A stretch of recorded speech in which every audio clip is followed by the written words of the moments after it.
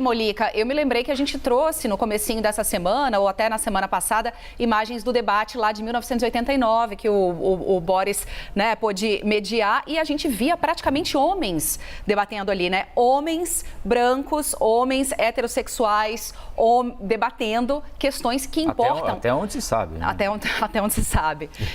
Debatendo questões que importam a um país tão diverso, tão variado, tão rico de caras, jeitos, cores como o nosso. Ontem, felizmente, a gente já pôde ver duas mulheres participando desse debate e as duas, pelo menos nos momentos em que a bola foi colocada no chão, havia uma presença maior das duas, né? A gente viu a Soraya Tronic com o seu perfil, a Simone Tebet com o seu perfil, com a sua carreira, com as suas pretensões políticas. Claro que quando a gente coloca em candidaturas femininas, a gente bota as duas no mesmo saco, mas são duas figuras completamente diferentes e até opostas em algumas questões, né, Molica? Mas falar de representatividade, essas eleições agora, de 2022, pelo menos no quesito feminino, ao seu ver, né, Molica, um homem branco também, a gente já percebe uma pequena mudança, uma pequena evolução nisso?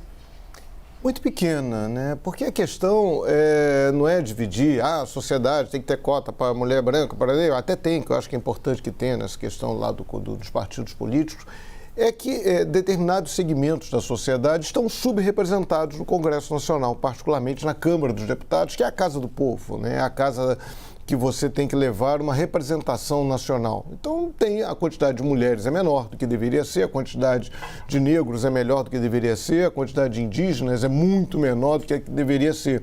Porque isso não reflete a sociedade, é só isso, é você ter. E isso tem razões históricas, né? Quando a gente fala no predomínio branco, tem uma história. Por que está um predomínio branco no Congresso Nacional? Porque os brancos mandam na sociedade brasileira. Uma sociedade de raízes escravocratas muito profundas. Então você tem mais homens do que mulheres, porque tradicionalmente trata-se de uma sociedade machista. E faz diferença. Na boa, eu nunca pensaria, duvido que algum parlamentar homem tenha levantado a discussão sobre aquela história de dignidade menstrual. Aquela história, né, de absorventes femininos. É muito provável que tenha sido uma mulher que tenha levantado essa questão, porque a gente não ia pensar nisso. Não está na nossa vida, não está na nossa cabeça, não está no rol das nossas preocupações, porque isso não nos atinge. Então, questões como creche, armas. Então, tem temas que falam, dupla jornada de trabalho, que é preciso que tenha mulheres para lembrar que esses assuntos existem. Mas, enfim, voltamos às duas mulheres lá presentes. Em tese, nenhuma das duas, pelas pesquisas, nenhuma das duas tem condições de chegar ao segundo turno. A Simone Tebet, ela é muito assertiva, ela é muito inteligente, né? Ela é muito capaz, ela argumenta muito bem, mas ela tem algumas vantagens, né? Ela não tem esqueletos no armário, em tese. Bom, isso é bom para ela, sinal que ela é uma política, né, tida como honesta, que não tem nada contra ela. Agora, governou uma cidade pequena, 125 mil habitantes. O MDB, que é o partido dela, está todo enrolado há muitos anos numa opção de coisa, mas ela pode dizer, com razão, que uma boa parte do MDB, inclusive essa parte mais enrolada, não está apoiando a candidatura dela.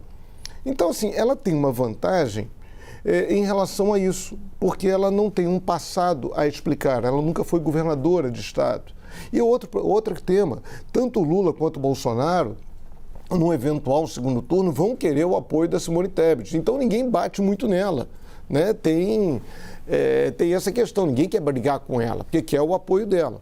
A Soraya Tronic também aproveitou para se lançar nacionalmente. Até o último programa dela eleitoral, né, eu vi lá no horário da televisão, ela falou, olha, não vou parar por aqui, vou continuar lutando, etc, etc. Claramente que ela usou essa campanha eleitoral para se apresentar nacionalmente, até para tentar um governo do estado, uma prefeitura de capital, enfim, ela usou isso.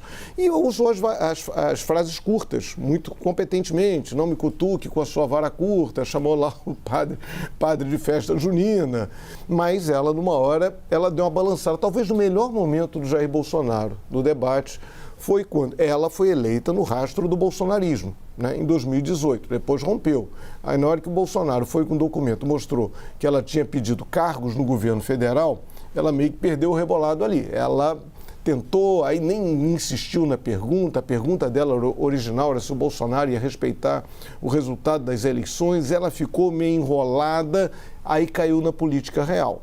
né? Isso também é importante. Eu até brinquei na hora, falei, ó, a onça agora perdeu o rugido, acabou dando um miadinho ali, porque naquela hora o Bolsonaro enfim, a colocou diante de uma situação grave, que é isso, a situação da política na base do toma lá da cá, de pedido de vagas, pedido de cargos para pessoas ligadas ao universo político dela. Mas é importantíssimo que haja mulheres, tenhamos mais. Precisamos ter mais negros, mais indígenas, mais gays, mais sociedade brasileira representada na vida política nacional.